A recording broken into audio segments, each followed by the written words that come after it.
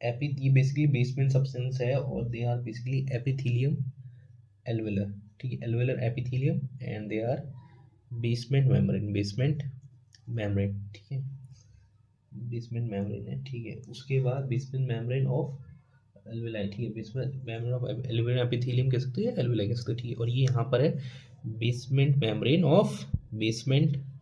Membrane of blood capillary.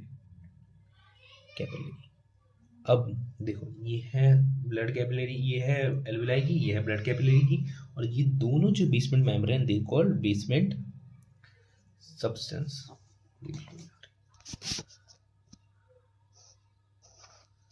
They are basement substance.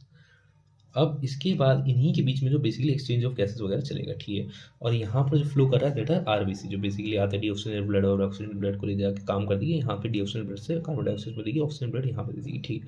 और इन तीनों की जो length that is less than 1 mm, ठीक है, ताकि ऐसी गैसेज का एक्सचेंज हो सके आराम से। तो ये लेस देन 1 mm होती है, ठीक है।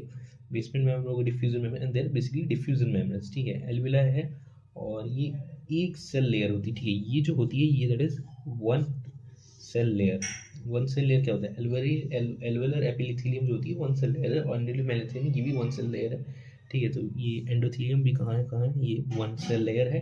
तो बेसिकली ये सारी वन सेल लेयर होती है ताकि डिफ्यूजन इजीली हो सके, और एट द सेम टाइम ये लोग बेसमेंट सब्सटेंस कंसिडर करते हैं कि बीच वाले जो मेम्ब्रेन से, ठीक है। और अब इसके बाद यहाँ पे हमारा बेसिकली जो आउटर स्ट्रक्चर है ये पूरा हो गया। अब हम नेक्स्ट वीडियो के अंदर स्टडी करेंगे कि कैसे गैसेस एक्सचेंज होता है, कौन से ग्रेडियंट्स में हेल्प करता है। सो हियर वी आर, चलो अब देखते हैं किस factor on which exchange of gases depends. तो सबसे पहला फैक्टर है that is concentration gradient. Basically जो गैस है उसकी प्रोबेबिलिटी है हाई कंसंट्रेशन से लो कंसंट्रेशन की तरफ मूव करना, ठीक है, टू लो कंसंट्रेशन मूव करना।